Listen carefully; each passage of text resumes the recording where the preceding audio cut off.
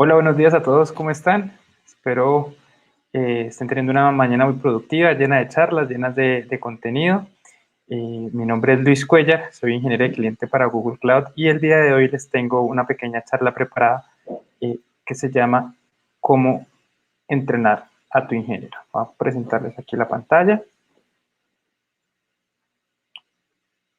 Perfecto, espero que se esté viendo la pantalla.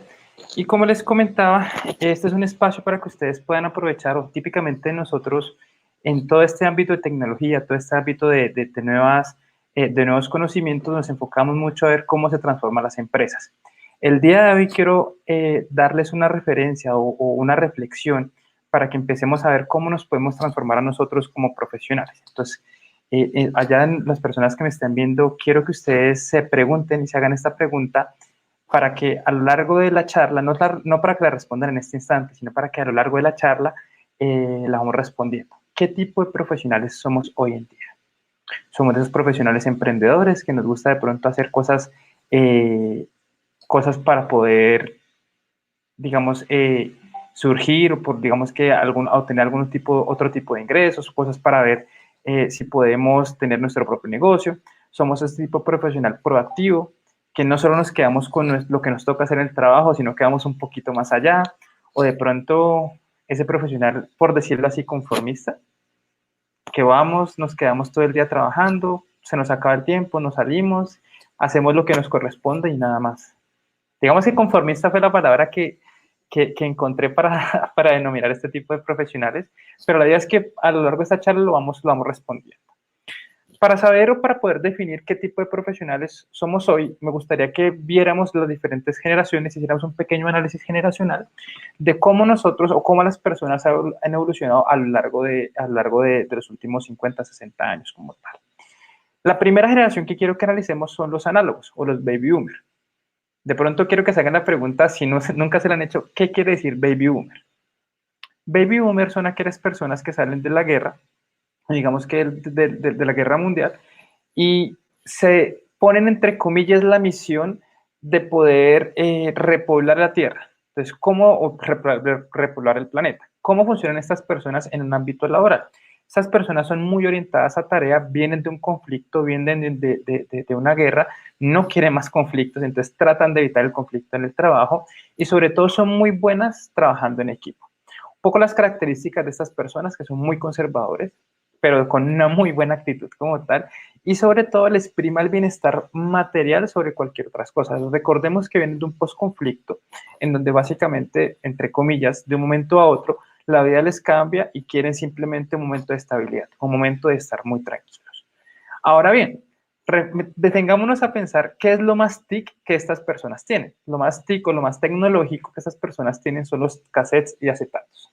Por favor, las personas que de pronto son contemporáneas conmigo, reflexionemos un poco y pensemos yo cómo me educaría con cassettes o con acetatos. ¿Cómo haría para hoy en día tratar de trabajar o tratar de estudiar utilizando esas tecnologías? Y finalmente, ¿qué limitantes tiene este tipo de profesionales? Digamos que son muy conformistas o mentalmente muy conformistas. ¿Por qué? Por el tema del posconflicto, por el tema de la guerra. Socialmente quieren hacer lo correcto. Nuevamente, vienen de un conflicto, quieren estar bien, quieren estar tranquilos y sobre todo funcionan a base de recomendaciones laborales. Mira, yo conozco una persona que hace esto, que es el primo, que es el amigo, que es el vecino, que te puede hacer eso que tú necesitas allá. Entonces, eso es un poco un análisis. Obviamente, esto es un análisis que se hizo de varios textos. No quiere decir que sea una verdad absoluta, pero es más o menos lo que tenemos acá. Si nos saltamos una generación, vamos a los inmigrantes digitales, la generación X. Típicamente la generación, en mi caso, de mis padres. ¿Cómo son estas personas en el ámbito laboral? Son personas muy, muy adictas al trabajo. Yo creo que lo vivo día a día con mi padre. Él es profesor y se la pasa trabajando todo el día en el tema de educación. Buscan ascensos y son muy cómodos con la autoridad. ¿Qué quiere decir buscan ascensos? Pues tratan de pronto en una misma empresa surgir, subir mucho. Son de pronto esas personas que en su momento, tomen el ejemplo, empezaron como cajero en un banco y empezaron a escalar hasta ser gerentes dentro del mismo banco como tal.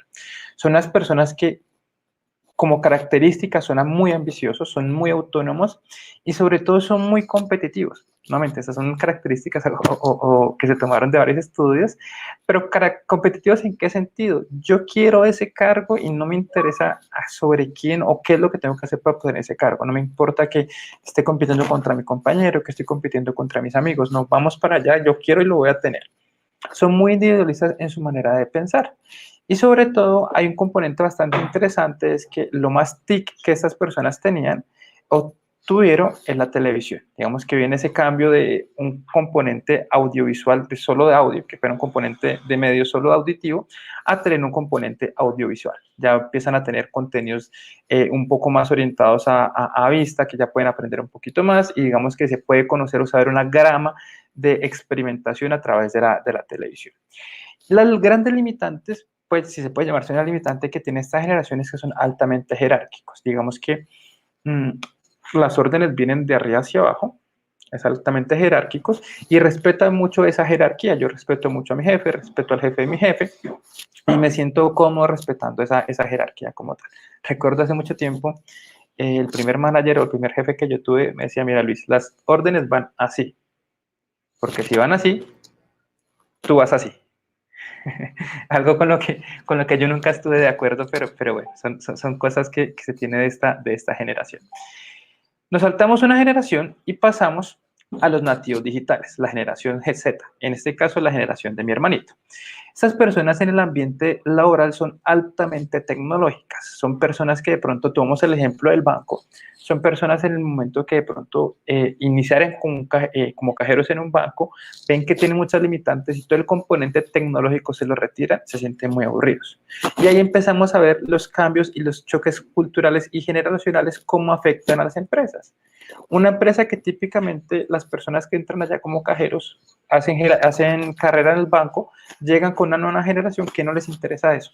Simplemente les interesa estar conectados, quieren moverse en su trabajo como se ve en la vida real y empezamos a ver ese choque de culturas.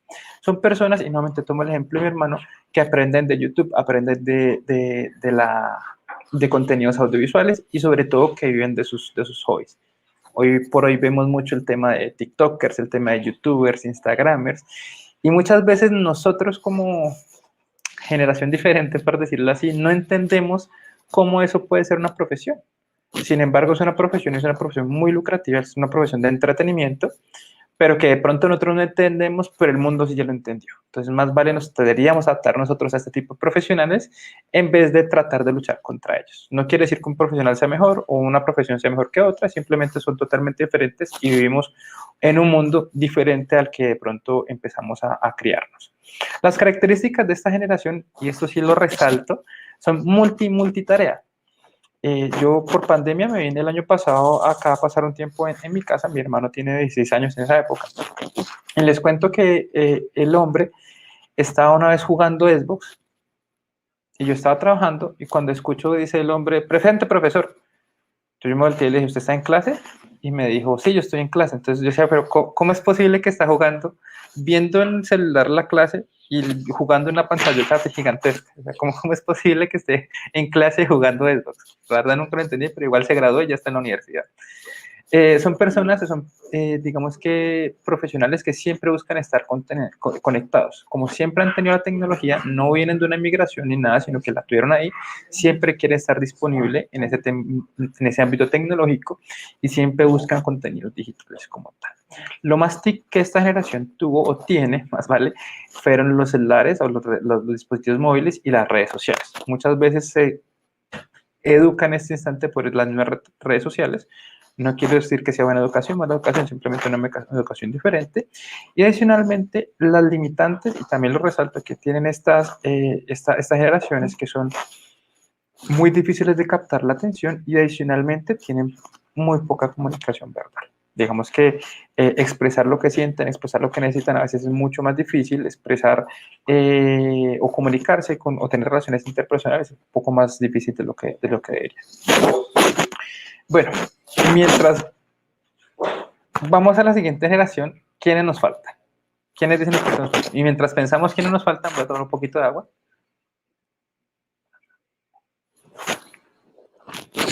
Para los que dijeron millennials, exactamente. Son esa generación millennial en la que nos faltaba acá.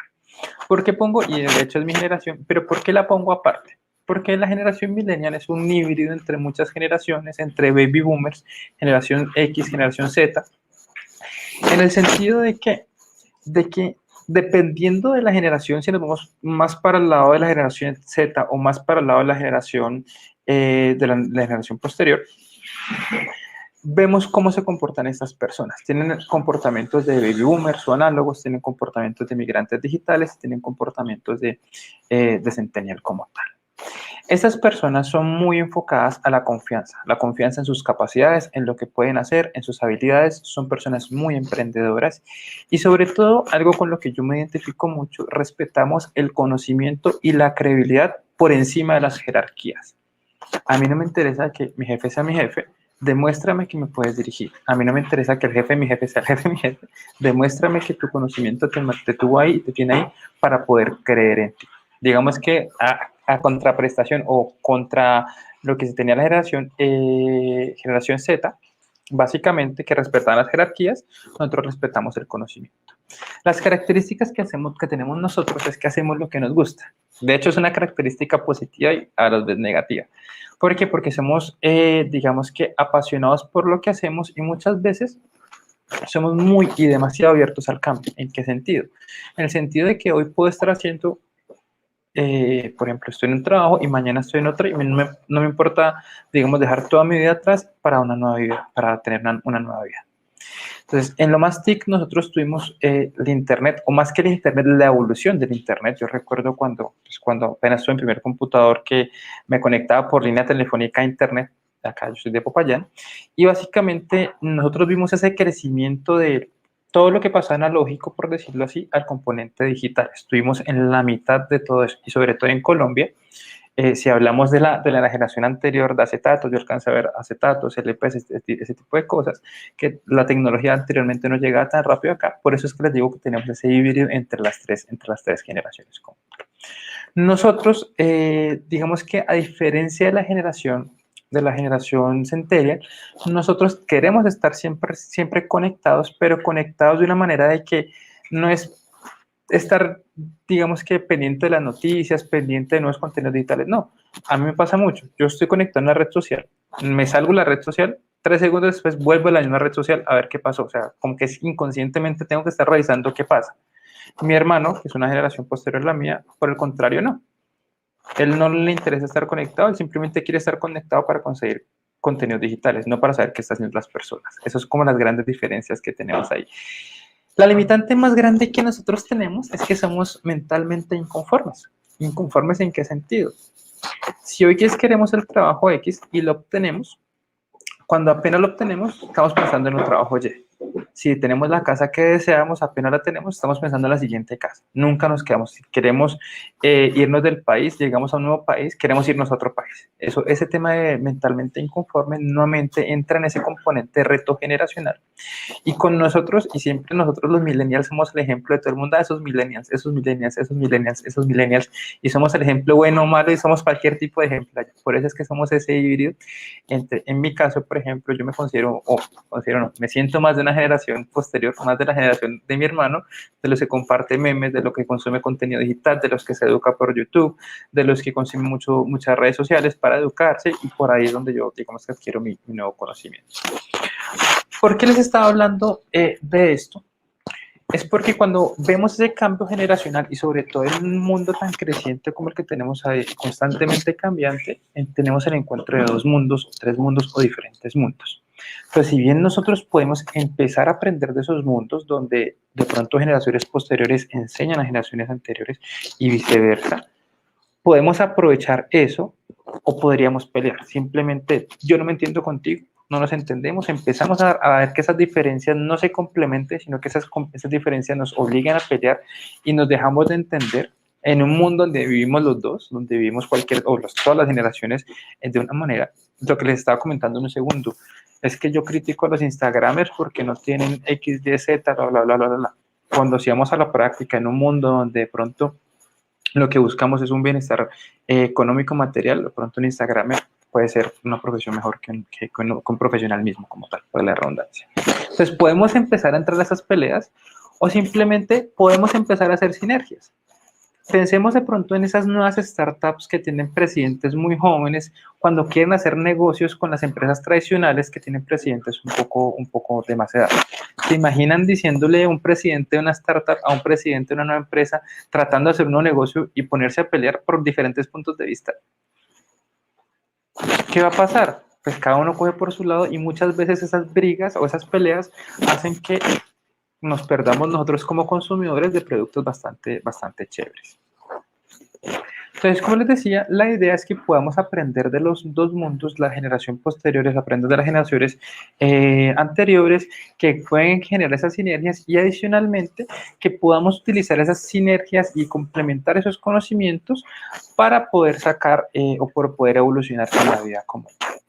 En ese sentido, quiero que ustedes miren esa necesidad o ese componente de cambio como una visión o como una necesidad. ¿Cambiar ustedes qué opinan? ¿Es una visión o es una necesidad? Yo cambio porque creo que debo cambiar o cambio porque necesito cambiar. Vamos a tomar un ejemplo pronto muy conocido, el de Blockbuster versus Netflix. En su momento, Blockbuster era la cadena más grande de alquiler o renta de videos con bajo demanda, videocassettes. Simplemente yo iba a rentar el cassette, lo tenía y me cobran unas multas muy grandes si no devolvía el videocassette o las películas en el tiempo deseado. En ese tiempo también Netflix nace con un servicio muy parecido, pero pues que era entrega de estos contenidos digitales, de esos contenidos de video a domicilio. En su momento Netflix dijo, ok, tengo una nueva idea de negocio, una plataforma de entrega de contenido por streaming, se acercó a Blockbuster, le planteó la idea, estamos hablando de los 99, 2000, le planteó la idea y Blockbuster dijo, mira, yo soy un monopolio, soy un imperio. Obviamente estoy contando una historia muy a grandes rasgos y muy resumida. Tengo un monopolio, tengo un imperio de alquiler de renta de videos, ¿por qué voy a asociarme contigo si tú no me ofreces nada? Hoy en día, de pronto las personas que me están viendo ni siquiera saben quién es Blockbuster. Ahora creo que hay un único Blockbuster que atiende o sirve cafés alrededor del mundo. Y ya sabemos quién es Netflix. Yo creo que todos conocemos quién es Netflix y qué es lo que hace Netflix como tal. Entonces aparece una y Netflix tuvo esa visión de cambiar el sistema de entretenimiento de distribución de contenidos, tuvo esa visión y Blockbuster tuvo la necesidad de cambiar, pero no lo hizo y desapareció. En ese sentido, ¿qué pasa ahora con Netflix? Netflix vemos que le llega mucha competencia, llega su Disney Plus, llega Amazon Prime, llega a las diferentes plataformas de video, entonces ya no es un nicho único para Netflix, sino que tiene mucha competencia. ¿Y qué pasa en ese instante? Ya Netflix no es una plataforma de distribución de contenido, es una plataforma generadora de contenido. Por ahí ustedes han visto los originales de Netflix, diferentes tipos de contenido. Y a medida que lleguen estas nuevas competencias, los beneficiados somos nosotros como los usuarios, porque estas empresas tienen que estar constantemente reinventándose, nuevamente pasando de una distribuidora de contenido a un generador de contenido y nosotros como usuarios somos los beneficiados que disfrutamos de ese contenido. Entonces, nuevamente, si necesito cambiar por visión o por necesidad, o si cambio por visión o por necesidad, es realmente indiferente. Lo importante es que tengamos que cambiar, que tomemos el concepto del cambio como un pilar fundamental de que en la vida va cambiando las cosas y yo debo cambiar ir con esos cambios. En ese sentido, yo puedo ver esa visión o esa necesidad de cambio como una amenaza u una oportunidad. ¿Una amenaza en qué sentido? Si vemos la lista de las Fortuna 500 de hace 50 años, un poquito más, entonces la Fortuna 500 tenía pues, las 500 empresas más representativas. Si vamos 50 años después, ¿qué pasa ahí? 439 empresas han desaparecido. Y muy seguramente esas 439 empresas nuevas tienen menos de 30 años. Son empresas, y esas 61 empresas que están ahí, seguramente vieron la oportunidad de cambio, cambiaron y siguen vivas. Tenemos el ejemplo de Kodak, tenemos el ejemplo de Google mismo, el ejemplo de Facebook, el ejemplo de Amazon, los diferentes ejemplos que podemos tener en el mercado. Entonces, nuevamente, nosotros podemos ver ese cambio como una amenaza o como una oportunidad de poder ser mejor, de poder hacer las cosas de manera distinta. Para poder hacer ese cambio, yo les traigo un reto que denominamos el reto 3N, que es tener una nueva mentalidad, tener nuevas habilidades y apalancarse en nuevas tecnologías. Tener una nueva mentalidad, ¿en qué sentido? En el sentido de que en esta época donde la mayoría de empresas están hablando del cambio organizacional, del cambio cultural, yo puedo hacer mucho desde mi puesto, aportar mi granito de arena, si voy con ese cambio o me opongo a ese cambio, ¿cierto? Si yo soy muy cerrado de pronto y no me cuestan o no me gustan los cambios, me va a perder una oportunidad de tener una nueva visión de hacer las cosas, me va a perder la oportunidad de hacer las cosas de manera diferente para poderlas trabajar. Entonces, si yo me niego a la posibilidad de cambiar, básicamente me estoy negando a una posibilidad de ver mundos nuevos, de tener culturas nuevas, de tener conocimientos nuevos. Entonces, si yo cambio y tengo esa mentalidad, valga la redundancia, cambio y tengo una nueva mentalidad de cambio, me puedo abrir, por ejemplo, a nuevas habilidades. Ese cambio de mentalidad conlleva a que, o ese cambio si lo queremos ver de empresa o de cultura, conlleva a que yo muy seguramente deba tener nuevas habilidades para poderme desempeñar en mi trabajo, en mi rol, en la misma universidad, en cualquier componente. Entonces lo que yo tengo que pensar, ok, las habilidades que yo tengo, las que yo me considero son buenos, hacen que sea más fácil o más difícil estos nuevos cambios que estoy teniendo por mi nueva mentalidad. Ah, de pronto hace que sea más difícil, ok. ¿Cuáles son las habilidades que necesito? Por ejemplo, estoy poniendo ejemplos, cocinar, por ejemplo, tocar un instrumento, por ejemplo, la lectura, por ejemplo, no sé, esas nuevas habilidades que yo puedo ir adquiriendo en el camino, ¿cómo me apalanca para tener esta nueva mentalidad? Una vez yo decido tener la mentalidad de cambio, también tener la mentalidad de que a medida que voy cambiando, voy adquiriendo nuevas habilidades que obviamente requieren esfuerzo, requieren dedicación, requieren entrenamiento, requieren mucho componente de paciencia para poderlas adquirir, veo cómo las puedo apalancar en nuevas tecnologías. ¿Qué nueva tecnología me sirve para desempeñarme en un nuevo rol? ¿Debo aprender de esta nueva tecnología? ¿Qué pasa si no aprendo esta nueva tecnología? Vamos en el tiempo, vámonos a 2 años atrás. ¿Ustedes creen que los profesores o la educación estaba lista para una educación remota? No, para nada. No estaba lista, ¿cierto?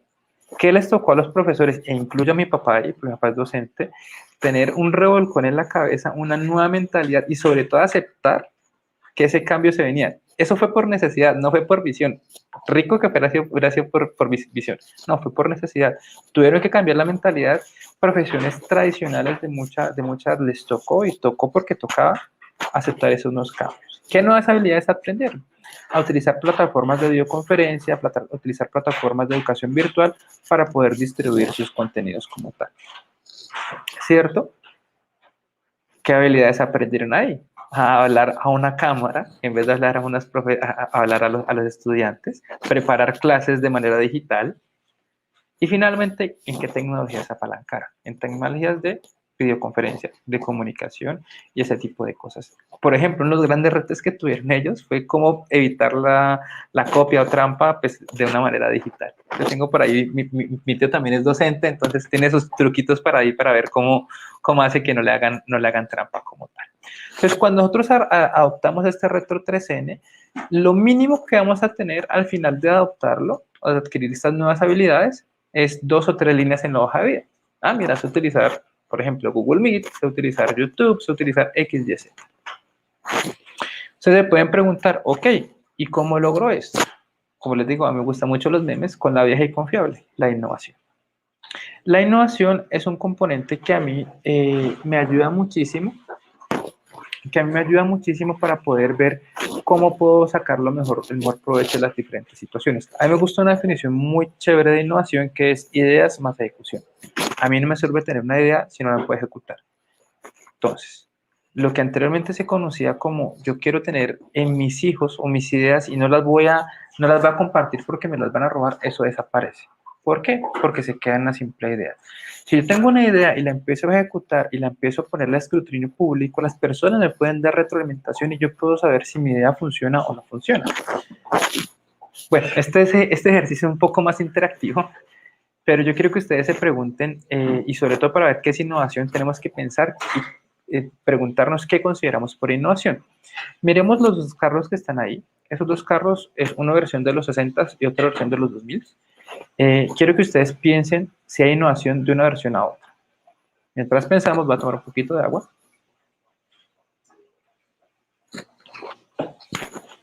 Entonces, muy seguramente ustedes van a decir, ok, sí, sí hay innovación. Un diseño es más aerodinámico que el otro. Un diseño, por ejemplo, acelera de 0 a 300, otro acelera de 0 a 100. Podemos decir, las aeroventilas permiten que yo no tenga fricción con el viento, digamos que por ahí por encima de lo que podemos ver. Y si nos vamos para el interior del carro, podemos decir, ok, sí hay innovación. O sea, es más visible. ¿Por qué? Pasamos de tener tableros analógicos a tableros digitales, de pronto transmisión mecánica a transmisión automática, una guía, o sea, de pasar de guías o mapas de papel a tener GPS, mapas digitales, y sobre todo, de pronto lo que les decía, un carro que acelera o que su velocidad máxima es de 150 kilómetros versus un carro que tiene 300 kilómetros de velocidad, ¿cierto? Entonces, efectivamente, hay innovación, sí hay innovación, hay mucha innovación de una versión a otra. Ahora, ¿cómo vamos a implementar esta innovación en el día a día? Ok, lo más seguro es que la lógica me diría, okay, el carro que acelera 300 kilómetros por hora me lleva más rápido a mi casa o al lugar de destino que el carro que acelera a 150 kilómetros, ¿cierto? Eso nos podría decir. Ustedes pueden decir, depende del piloto, depende de las carreteras, depende de qué dice. Ok, sí, depende mucho. Pero en esta situación, ¿dónde quedan esos dos carros? ¿A mí de qué me sirve tener 300 kilómetros por hora? 400, 500. A mí no me sirve de nada porque lo que yo estoy cambiando es una tecnología, no el proceso. Si el proceso sigue siendo igual, yo lo que voy a hacer es algo de lo mismo, solo que un poquito más rápido. Efectivamente, en el momento que no tenga trancón, voy a coger con mi carro 300 kilómetros y ¿por cuántos segundos? ¿10, 20, 30, un minuto? Entonces lo que yo les quiero invitar es a reflexionar, o mi reflexión es, lo que les quiero invitar es que reflexiones cómo nosotros podemos cambiar los procesos en vez de las tecnologías. Cómo utilizamos la tecnología como un apalancador y no como un fin, no como un medio y no como un fin. Y es ahí donde nosotros como Google les traemos el pensamiento 10X.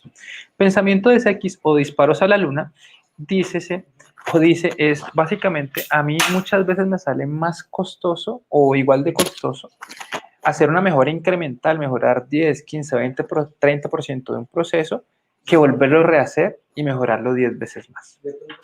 ¿Qué es lo que tengo que analizar yo? ¿Vale la pena invertir en mejoras incrementales o mejor dicho, hacemos un hard stop y empezamos a ver cómo rediseñamos el proceso nuevamente y podemos buscar alternativas? En este proceso de innovación, de repensamiento, ¿ustedes creen que la edad importa?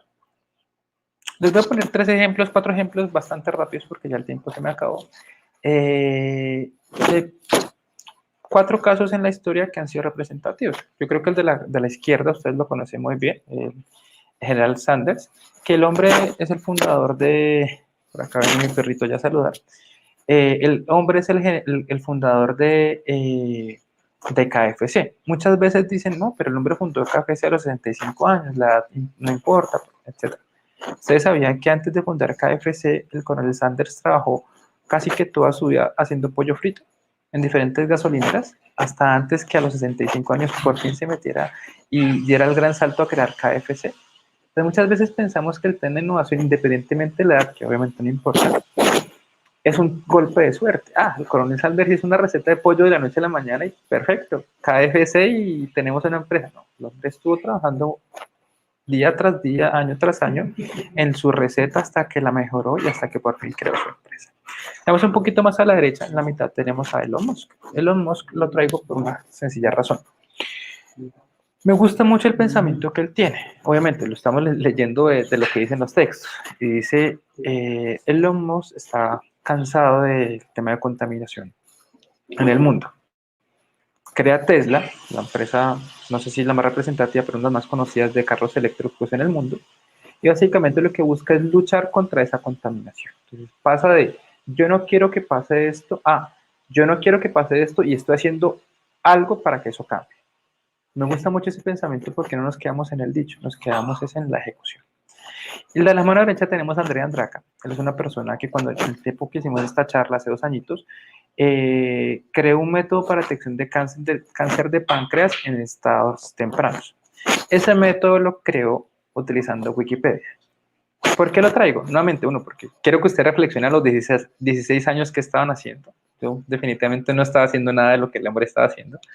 Y dos, que lo hizo con Wikipedia, una de las plataformas altamente debatidas por la comunidad científica. Obviamente, Andrés está siendo debatido por todos los científicos, dicen que Wikipedia no, que Wikipedia sí, pero más allá de eso, es una persona que a los 16 años logró crear una conmoción en la comunidad médica y científica acerca de una investigación que él hizo. Y finalmente tenemos a una youtuber muy pequeñita, no recuerdo realmente el nombre, me disculpan, se los quedo viendo, pero es una persona que tiene un canal de YouTube que destapa regalos. En la época que estábamos haciendo la charla, ella compró un edificio de 9 millones de dólares, como la semana o semanas anteriores. Imagínense, 8 años, 9 millones de dólares. Y ella se gana aproximadamente en esa época 3 millones de dólares. ¿Cuál era su función? Destapar regalos. Los papás le pasaban regalos, ella destapaba sus regalos y jugaba con los regalos. Entonces, recordemos lo que le estaba diciendo al inicio de la charla. Esas mismas profesiones impactan. Ser youtuber no es profesión, está haciendo millones de dólares. Una cosa impresionante a esa edad. Que nos guste, que lo entendamos, que lo compartamos es otra cosa, pero es una realidad. Es una realidad que el mundo se está moviendo por este lado y nosotros no deberíamos detenerlo, sino que ver cómo lo acompañamos y cómo de pronto podemos hacer uso de ese... aquí está el perrito. De esas nuevas tecnologías. Finalmente, ya para acabar la charla, ¿ustedes creen que la diversidad importa? Yo les diría, sí, la diversidad importa mucho. Cada vez que pensemos algo, cada vez que adquiramos un nuevo conocimiento, cada vez que queramos crear un emprendimiento, pensemos, este nuevo emprendimiento es lo suficientemente diverso para que todo el mundo lo pueda utilizar. ¿Esto que yo estoy diciendo le aplica a todo el mundo? Se dice que las empresas y las personas, bueno, las empresas que tienen diversidad cultural son 10, 15, 20% más innovadoras que cualquier otro tipo de empresas. Por ejemplo, pensémoslo en cualquier tipo de contexto, haciendo una broma. ¿Será que la broma que yo hago le cabe bien a todo el mundo? Por más que me parezca a mí graciosa, ¿será que no? ¿Por qué lo estoy diciendo? Simplemente, ya para terminar la charla, imaginémonos que en la vida tenemos una campana de Gauss y esto está distribuido, o generalmente las empresas se miden así. ¿Qué tipo de profesionales somos nosotros? Dividámoslo en 3 componentes. Los que están en la media, que son los de la verde, los que son amarillo y rojo, que están por debajo de la media, y los que están de azul, que están por encima de la media. Las reflexiones, típicamente los que están, o los que estamos en la media, somos personas muy buena gente, somos personas que nos gusta hacer el lugar y llegar a las 8 e irnos a las 6, que estamos haciendo lo que nos piden nuestro trabajo, que lo hacemos bien, para de contar. Las personas que están por debajo de la media son personas que son muy fáciles de identificar, son aquellas personas que de pronto son perezosas, que de pronto no les gusta hacer su trabajo, que todo el mundo dice, uy, ese Luis sí que es perezoso, ¿no? Ese Luis sí que no le gusta hacer las cosas. Son muy fáciles de identificar. Y finalmente están las personas que sobresalen. Las personas que sobresalen también son fáciles de identificar, porque por el contrario, y estoy hablando como colombiano, y ese Luis sí es sapo, ¿no? Ese Luis que hace más cosas de lo que les corresponde, ese Luis que... Entonces, la reflexión que les traigo para toda esta charla es, ok, de la mano de nosotros depende que empezamos a mover esa campanita. Si todos nosotros como profesionales, como personas, empezamos a dejar o hacer las cosas un poco mal, empezamos a correr las curvas para la izquierda, ¿cierto?